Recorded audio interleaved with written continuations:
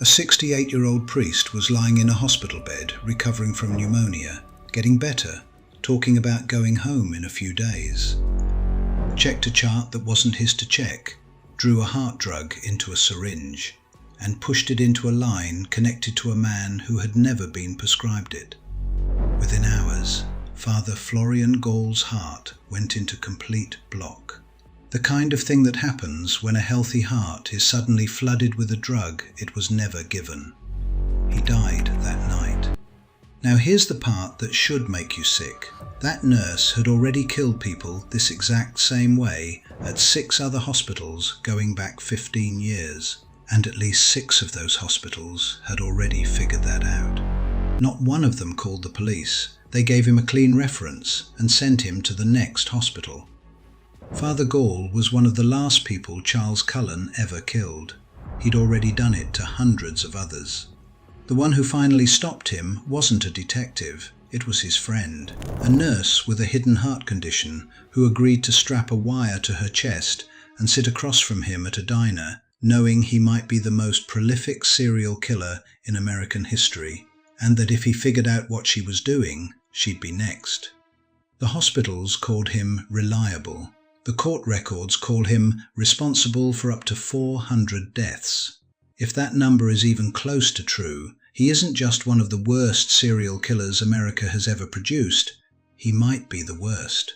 An angel of death hiding in plain sight inside the American healthcare system, and almost nobody outside true crime forums has ever heard his name. Here's how a system built to protect people became the reason he was never caught. Charles Cullen was born in 1960 in West Orange, New Jersey, youngest of 8 kids. His father died when Charles was 7 months old. He never knew him. His mother raised 8 children more or less alone, and by every account Charles was a strange, withdrawn kid. He told people later that his childhood was miserable. At around age 9, he tried to kill himself for the first time. He drank chemicals from a chemistry set. He survived. 17 years old. 6 days after that suicide attempt, his mother was killed in a car accident. 6 days. He joined the Navy, got assigned to a nuclear submarine, the USS Woodrow Wilson, on the missile crew. The kind of job where the Navy runs background checks and psych evaluations, because the people on that crew have access to nuclear weapons. One day, they found him sitting at the missile controls, wearing a surgical gown, a mask, gloves, on a submarine, at the missile controls. Nobody fully explained what he was doing or why. He was pulled off the sub, hospitalized for psychiatric evaluation more than once, and discharged from the Navy in 1984. And here is where the story takes its first turn that nobody expects. After being pulled off a nuclear submarine for a psychiatric episode involving surgical gear he had no reason to be wearing, Charles Cullen went to nursing school, Mountainside Hospital School of Nursing. He graduated. He was class president. The only man in his graduating class. His first job was the burn unit at Saint Barnabas Medical Center in Livingston, New Jersey, 1987. By June of 1988, a 72-year-old man named John Yengo Sr. was dead from a lidocaine overdose Cullen had given him. As far as anyone can tell, that was murder number 1. He had just started. He had 15 more years to go. Here is the pattern. Pay attention because it repeats 9 times. Cullen starts at a hospital. Things seem fine. Then insulin overdoses in people who weren't diabetic. Digoxin poisoning, a heart medication, in people who were never prescribed digoxin. At Saint Barnabas, there was an internal investigation into contaminated IV bags before he left in 1992. Nobody called the police. At Warren Hospital in Phillipsburg, 2 more deaths, both elderly women, both digoxin, both within months of each other. The hospital polygraphed several nurses. Everyone passed. He left at the end of 1993. Nobody called the police. Hunterdon Medical Centre, he won an employee award. The same year he killed 5 patients. By the time investigators went looking for those records years later, they'd been destroyed. Morristown Memorial, fired for poor performance. Took 6 months off, got treated for depression, got hired again. At a nursing home in Pennsylvania, Liberty Nursing and Rehabilitation, a patient named Francis Henry was found with an insulin level that should have been impossible. A different nurse got fired for it, a woman named Kimberly Pepe. She spent years afterward insisting it wasn't her, that Cullen was the one who'd been in that room. At Eastern Hospital, the county coroner himself started to suspect that someone, an actual person working the floor, was killing patients. The hospital ran its own internal investigation. Found nothing. Case closed. Then comes St. Luke's Hospital in Bethlehem, Pennsylvania. Cullen worked there for almost 3 years. He's known to have killed at least 5 people there, and this time, a co-worker actually found the evidence. Used medication vials, the ones Cullen had taken, stuffed inside a sharps container. This is it. This is the moment. Someone has proof. So what did the hospital do? They gave him a choice. Resign quietly, with a clean reference, or be fired. He resigned. Walked out in June 2002 with a reference that said nothing was wrong. 7 of his co-workers were so disturbed by what they'd seen that they went to the county prosecutor's office anyway. Nobody looked into his history at the 6 hospitals before this one. The investigation went nowhere. It was dropped about 9 months later.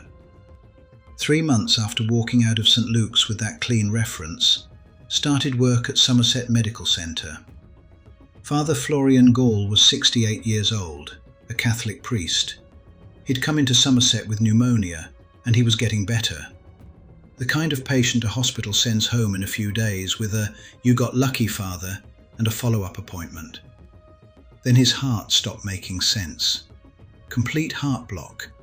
The kind of thing that happens when a heart is suddenly flooded with a drug it was never given. The labs came back. Digoxin, a drug Father Gall had never been prescribed. Somebody had to put it there. June 28th, 2003. Father Gall died. Now here's the detail that should make you angry. In July of 2003, the month after Gall died, Somerset's own poison control consultants told the hospital directly that this pattern looked like an employee was deliberately killing patients, and that it needed to go to the police. The hospital sat on it for 3 months. During those 3 months, Cullen killed at least 5 or 6 more people. It took the county prosecutor's office and 2 detectives, Tim Braun and Danny Baldwin, to actually move. And the way they finally cracked it is almost unbelievable. Cullen had a friend on the night shift, a fellow ICU nurse named Amy Loughren. Single mum, 2 daughters, and a secret of her own. She had a heart condition she'd been hiding from the hospital because she couldn't afford to lose her job or her insurance. Cullen used to cover for her when she got tired. Detectives asked Amy Loughren to wear a wire and have dinner with him. She had a pacemaker. She did it anyway. At the restaurant, he didn't fully confess. He told her, I can't, said he'd go down fighting. But combined with the hospital's access logs that showed Cullen pulling up charts for patients who weren't his again and again, and a Pyxis MedStation drug dispensing machine he'd learned to open and immediately cancel, leaving almost no trace, it was enough. December 14th, 2003. Sitting with detectives, Charles Cullen admitted it.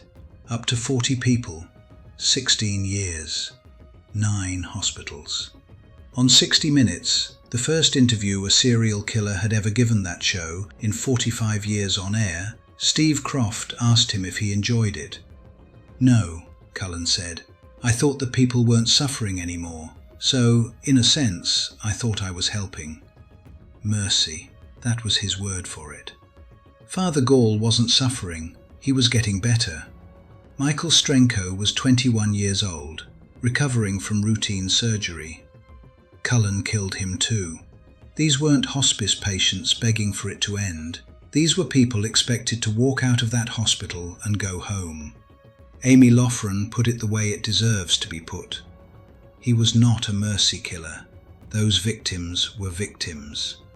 Cullen pleaded guilty to 22 murders and 3 attempted murders in New Jersey, 6 murders and 3 attempted murders in Pennsylvania. He took the deal to avoid the death penalty, in exchange for helping identify victims.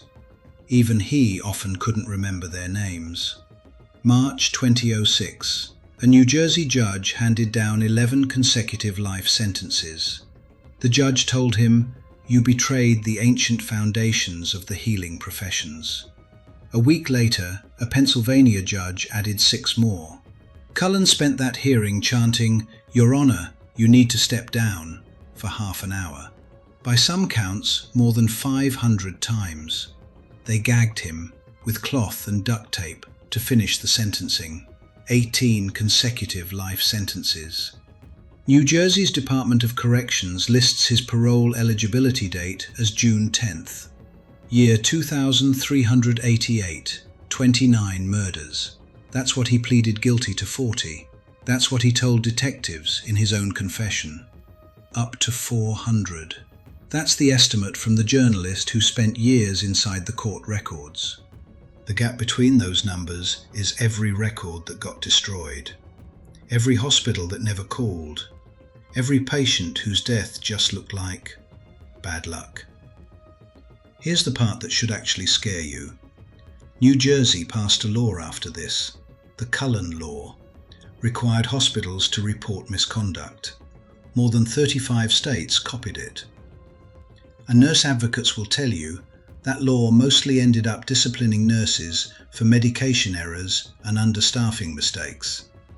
The hospital administrators who actually knew and said nothing? None of them have ever faced any consequences at all. In 2024, 20 years after Cullen's arrest, a Pennsylvania nurse named Heather Presti pleaded guilty to murdering patients with insulin at 5 different facilities between 2020 and 2023. The pattern? She'd get disciplined for misconduct. Instead of being reported, she'd resign or get quietly let go and move to the next facility. She timed the insulin doses to hit right before shift changes, so the testing that would have caught it happened on someone else's watch. 20 years. A law named after Cullen specifically. Same playbook, worked again. In 2025, a nurse in Germany, morphine and sedatives used to quiet his night shift. A researcher who has spent her career studying this found over 150 prosecutions of healthcare workers for killing patients worldwide since 1970. That number has gone up every single decade since. Somewhere, right now, there is almost certainly a hospital quietly letting someone resign with a neutral reference instead of making a phone call. That's not a cold case from 2003. That's a sentence that could be true tonight. If you want to know exactly how a Pyxis MedStation drug dispensing machine let a man bypass every safeguard a hospital had, that's the next video, and it's worse than you think.